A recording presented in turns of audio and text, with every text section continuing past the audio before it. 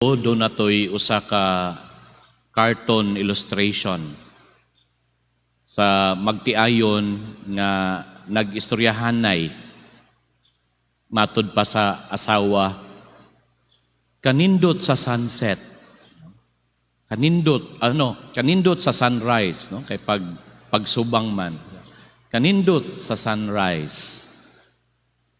Tubag pud ang bana kay cartoon illustration lagi kana raman ang ana, no, mo na ilahang meaning ng istorya siya. Tubag ang bana.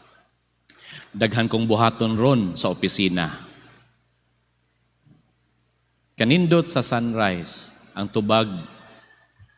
Daghan kong buhaton ron sa opisina.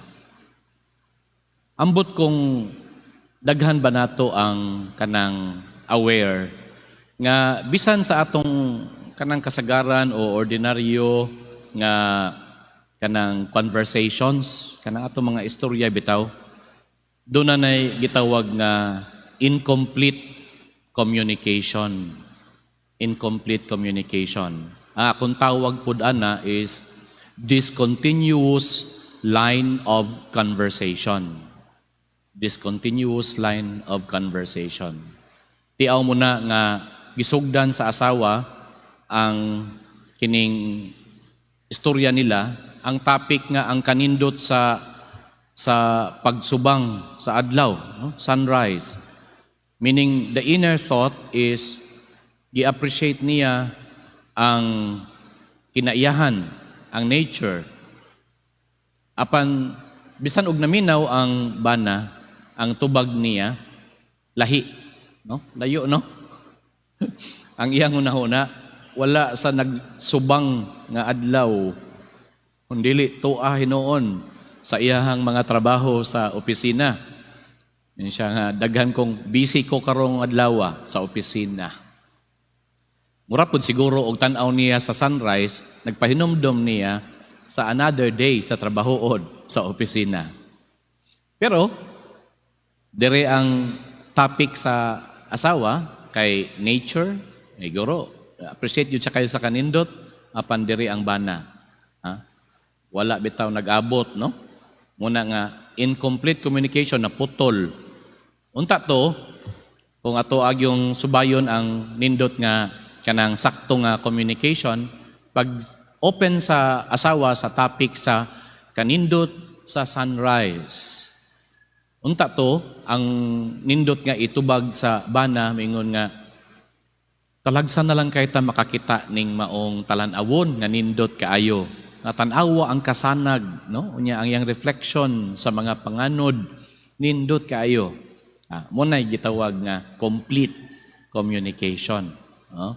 Pero lagi with that cartoon illustration na gi-illustrate ang gitawag nga incomplete communication or discontinuous line of conversation. Niingon ko kaganina nga siguro daghan nato ang dili aware ana. Kay ako makapansin man jud ko ana, no? Mo pick up tag usa ka topic, sayod gug ka nga minaw, pero layo gyud ang tubag, no? It happens in our normal kanang day-to-day conversations. Mga igsuon ning sulod na sa akong una-huna sa akong pagpamalandong sa atong ebanghelyo karon, maupod na ang nasinati sa atong Ginoo. Matud pa sa bahin sa ebanghelyo ni San Marcos nga atong nadungog karon, matud pa niya nga sa dihang nakabiya na sila ni adtong dapit, meaning kagahapon, no? Katong nahitabo sa katong gipahingilin ang daotan nga espiritu sa bata. Karon naghisgot si Jesus bahin sa iyahang, for the first time, sa unang nga higayon, naghisgot siya sa iyahang mahitabo nga kamatayon. Iyaha lang siguro gitagaan lang sila idea nga ang anak sa tawo mo agi og kalisod, no? Dakpon, unya patyon siya apan sa ikatulok adlaw mabanhaw ra siya pag-usab. That was the topic on their way to Galilee, Capernaum. Pero lahi man ang there was a sort of or a case of incomplete communication. Siguro na pick up nila. Gani, wa sila kasabot matud pa ni San Marcos. Wa pud sila nangutana kay nahadlok sila. Labi na nga giistoryahan siguro ang kamatayon. Pero ang klaro jud kayo nga hinungdan sa incomplete communication tungod kay samtang naghisgot si Jesus sa iyahang kamatayon, iyang gipanagna ang iyang kamatayon, ang hunahuna sa mga apostoles mao nga kung kinsa ang mas labawng dako kanila. Ang ilang kaugalingon, ang ilang ginahuna.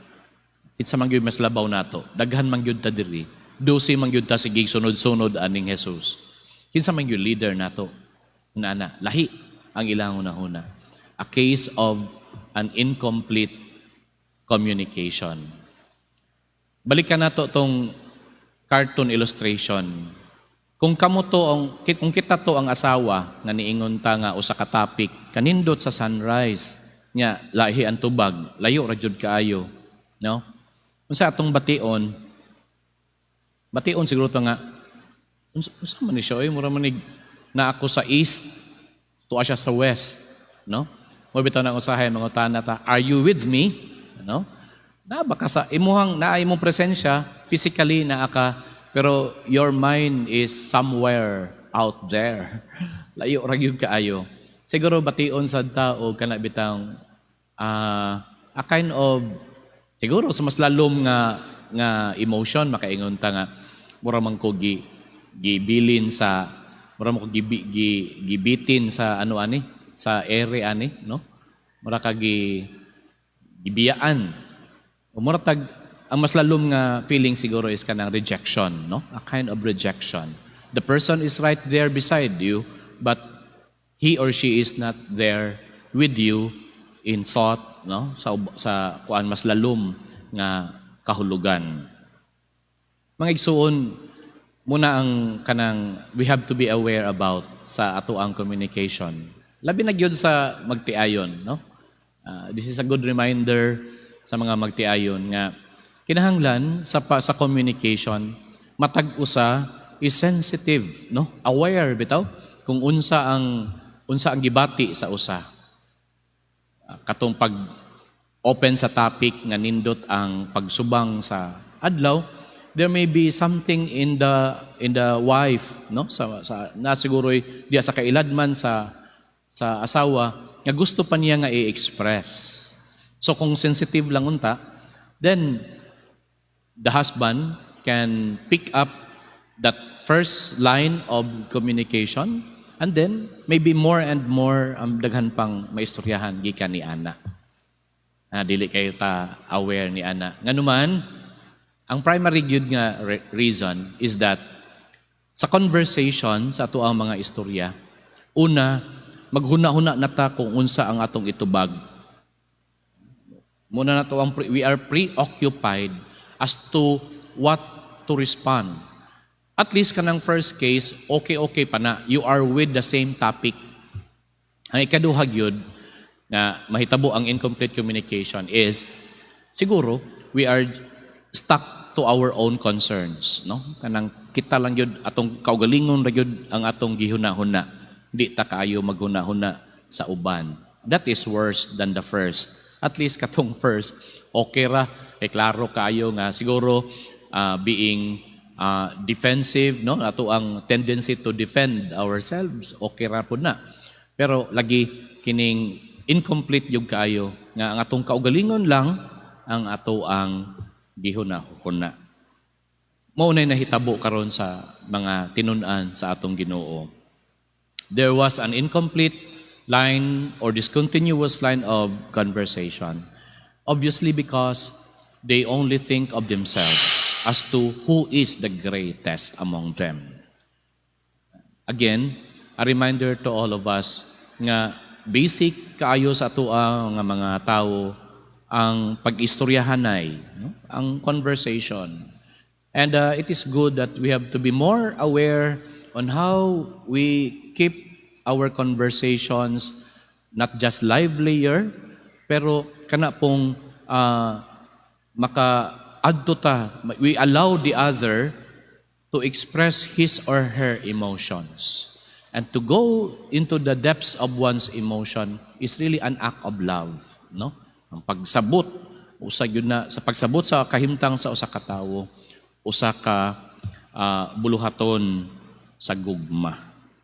Ato pangayoon sa Ginoo nga diha sa atong inadlaw-adlaw nga pakiginabi sa mga tao, labi na diha sa ato mismo nga pamilya, sa ato ang mga kahigalaan, diha mismo sa ato ang gitrabahoan, atong sa paagi sa communication, atong mapalalom ang atong pagpakita sa gugma.